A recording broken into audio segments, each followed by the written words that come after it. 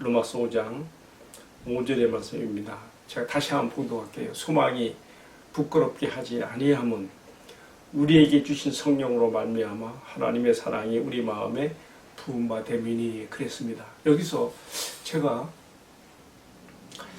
내 마음에 확실하게 이 구절에 대한 개념이 파악이 안 됐던 것은 뭐냐면 소망이 부끄럽게 아니함은 그 구절이었어요. 소망이 부끄럽게 하지 아니함은 무슨 배경에서 하는 말일까요?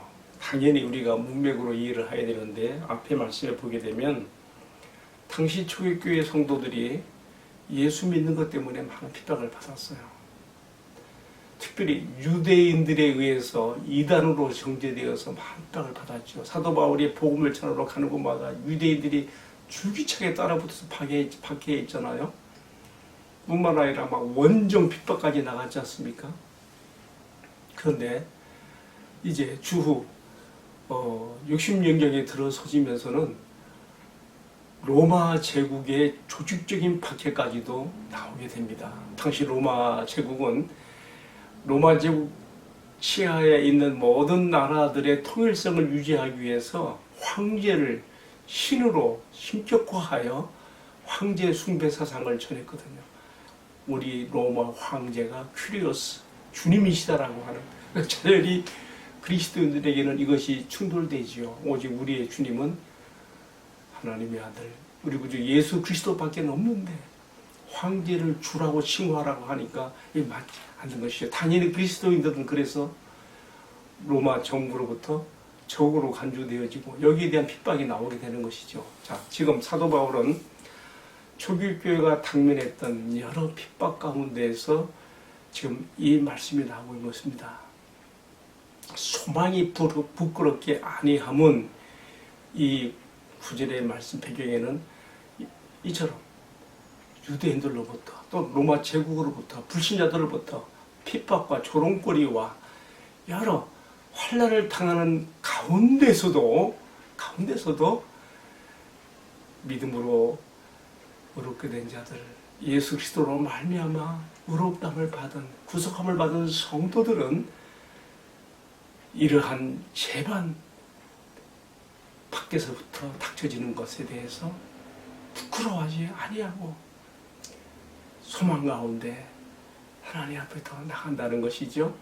자, 세상적인 가치관으로 바라볼 때에 당시 그리스도인이 된다는 것은 굉장히 불리했어요. 유대교인으로서 예수를 믿게 되면 당연히 유대교 공예로부터 출교를 당하기 때문에 그의 사회적인 활동과 경제 활동도 다 금지되어야 되는 것이죠. 또 로마 제국 치하에서 그리스도인이 되어서 로마 제국에서 주장한 황제 숭배사상, 황제를 큐리오스 주라고 고백하게 하는 것을 반대하고 예수님만을 주로 모시기 때문에 당연히 핍박과 환난을 받았어요. 따라서 그리스도인들은 매우 어렵게 또 고난과 핍박 가운데 살 수밖에 없었던 것이죠.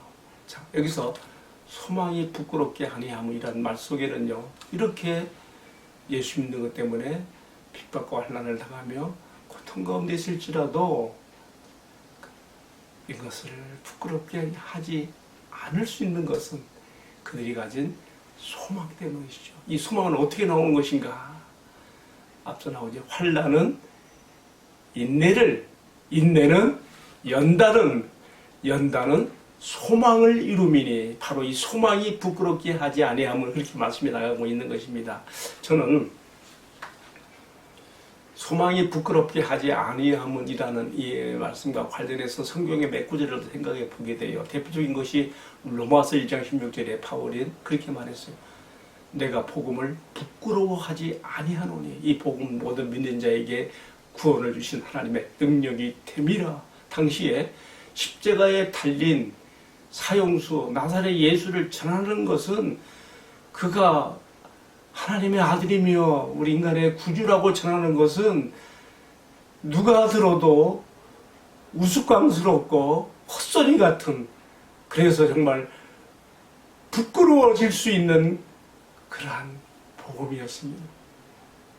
그러나 바울은 알았습니다. 이 사람들이 우습게 생각하고 헛소리로 생각하는, 그래서 십자가에 달린 나사렛 예수를 전하는 것이 부끄러운, 그렇게 사람으로 치부를 당하지만 바로 여기에 이 그리스도 예수의 십자가의 복음이야말로 사람을 구하는 능력이, 하나님의 능력이 된다는 것을 믿었거든요. 그래서 부끄러워하지 아니하면 이 복음과 관련해서 우리 생각해 보게 되고요. 또 한 가지는요, 제가 바울이 쓴 서신서에서 몇 군데 생각해 보게 되는데, 우리가 바울이 쓴 디모데후서 1장 12절에 보게 되면요, 바울이 디모데에게 이렇게 권면하고 있어요. 너는 내가 우리 주님의 복음의 증인으로, 증거자로 이런 것과, 또 내가 그의 이름 때문에 지금 감옥에 갇혀 있는 것을 부끄러워하지 말고 너도 복음과 함께 고난을 받으라, 그런 말씀이 나오고 있어요. 자, 그래서 부끄러워하지 아니함은이라고 하는 그 개념 속에는 뭐가 들었느냐, 세상의 가치관으로 볼 때는 아주 비참하고 비천하고 불행한 사람처럼 보여서 정말 낙심할 자립에 처할 수밖에 없는 그런 가운데서라도, 그러나 아까 말씀드렸지요, 그러한 환난과 무시와 핍박 가운데서도 인내하며, 인내가 연단을 만들어내고 연단이 소망으로 하나님께 향하여 열려진다는 것이죠. 그리고 이어지는 말씀이 더 중요해요. 소망이 부끄럽게 하지 아니하면, 그 다음에 뭐예요? 우리에게 주신 성령으로 말미암아 하나님의 사랑이 우리 마음에 부음받음이니, 하나님이 주신 성령으로 말미암아 우리 안에 하나님의 사랑이 부어지면, 물붓듯이 부어지는 하나님의 사랑, 그 위로가 초기교회 성도들이 어떠한 핍박 가운데 있었을지라도, 그리고 그들이 삶이 얼마나 고단하고 남들에게 정말 손가락질 받을 만한 비참한 가운데 있었을지라도 그런 거에 대해서 조금 더 개의치 아니하고 오히려 소망 가운데 하나님을 향하여서 밝음과 빛남으로 남고 싶다고 하는 것을 우리가 사도 바울의 그래서 읽게 되는 것입니다. 사실 이 초기교회 성도들의 그 삶은 정말 힘들고 어려웠습니다. 적어도 300년간 기독교에 대한 핍박이 있지 않았습니까? 건스탄틴 대제에 의해서 기독교가 354년입니까? 그때 국교로 공인될 때까지는 정말 수많은 그리스도인들이 순교를 당하고, 또 카토콤에 그들의 시체가 들어가고 그러지 않았습니까? 자, 오늘 우리가 이 말씀을 우리 자신들이 적용할 때 어떻게 해야 되겠습니까? 이 소망이 부끄럽게 아니함에 대해서 특별히 이렇게 살았던 한 사람의 이야기 전하고 싶어요. 누가는 디모데후서 1장 15절부터 18절에 나오는 말씀인데, 바울이 디모데에게 편지를 보내면서 오네시보로라고 하는 사람의 이야기를 해요.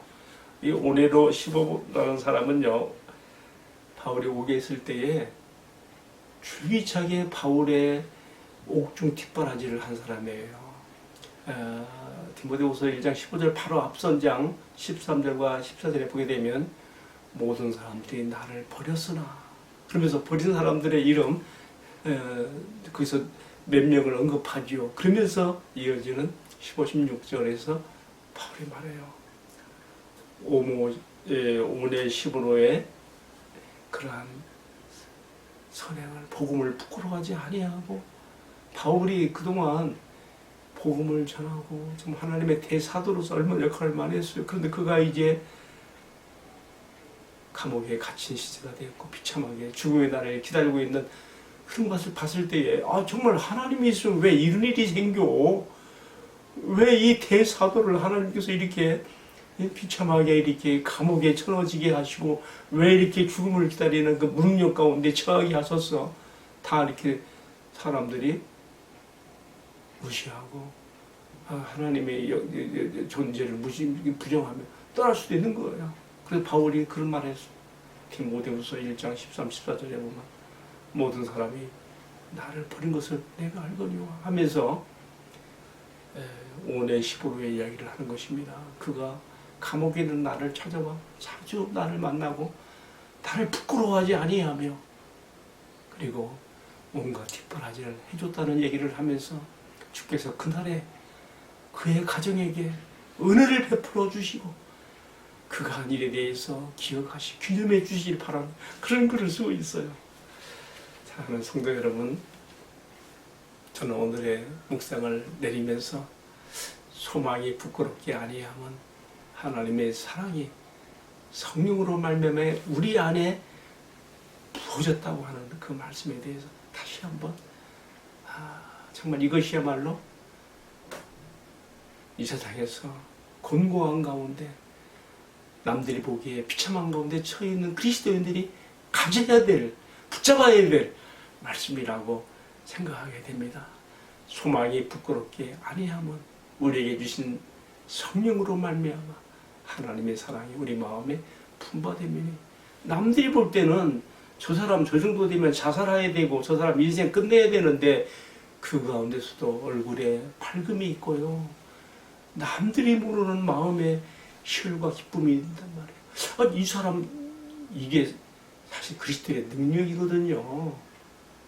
세상 사람들이 볼 때는 다 절망이고 그 끝장내야 될 인생인데 그 가운데서 우뚝 일어서서 하나님을 향한 소망의 그런 인내 가운데서 그 하나님의 사랑이 내 마음에 차고 넘침으로 인하여서 남들이 알지 못하는 마음의 평안과 위로가 있으며 하나님으로 인해서 즐거워하며 소망의 빛 가운데 나가는 그 성도, 이것이 사도 바울의 모습이었고 바울이 디모데에게 권한 삶의 모습이며 또 그런 가운데서 바울을 옥바라지했던 오네시모로의 이야기며 오늘 우리가 어떤 상황에 처했든지 소망이 부끄럽게 하지 아니함은이라는 이 말씀 붙잡고 그 이유는 하나님의 사랑이 우리 성령으로 말미암아 우리 마음에 분바됨이라는 것이 내 자신에게 체득되어지고 경험되어져서 나타나는 그런 삶이 되기를 축복합니다. 더불어서 그런 가운데 있는 사람들을 또한 우리가 오네시모로처럼 이해하고 함께 부끄러워하지 아니하며 하나님의 위로와 소망을 전하는 하나님의 도구로 쓰임받게 되기를 축복합니다. 기도하겠습니다. 하나님 우리 아버지, 오늘은 정의 로마서 5장에 나오는 소망이 부끄럽게 하지 아니함은이라는 말씀에 대해서 함께 은혜를 나눴습니다. 이 신칭이 주 예수 그리스도를 믿음으로 얻게 된 성도들은 당연히 하나님과 더불어 화평을 누려야 되며 또 하나님의 영광을 바라고 기뻐하고 즐거워하는 자들로 나아갈 것뿐만 아니라 주교회 성도들이 당면했던 것처럼 신앙생활에 환난도 핍박도 있을 수가 있지만은 오히려 이것들은 우리에게 인내를 이루게 하며 인내가 누적되어서 연단이 되어지고 이 연단에서 소망이 나오며 그 소망이 부끄럽지 아니한 것은 하나님이 그럴 때일수록 더욱 하나님의 성령이 우리 마음 가운데 하나님의 사랑을 부어주시기 때문이라고 말씀하셨습니다. 그리고 그 사랑은 로마서 5장 8절에서 우리가 아직 죄인 됐을 때에 그리스도께서 우리를 위해서 죽으심으로 하나님께서 우리에게 대한 자기 사랑을 확증했다고 하는 그 말로 다할 수 없는 사랑인 것을 우리가 마음으로 체득하고 알게 됩니다. 주님, 이 사랑 안에서, 이 소망 안에서, 이 믿음 안에서 우리들이 세상의 어떠한 형편과 처지에서도 낙심하지 아니하고 우리 주님 예수 그리스도 안에서 우리가 소망 가운데 즐거워하며 세상이 알지 못하는 능력의 사람들로 나타날 수 있게 하시고 나에게 닥치는 시련과 환난이 크면 클수록 내 마음에 성령으로 부어지는 하나님의 사랑이 더 크게 넘쳐나서 세상의 증거가 되고 능력이 되도록 축복해 주옵소서. 이 모든 말씀을 주 예수님 이름으로 기도하옵나이다. 아멘. 예, 감사합니다.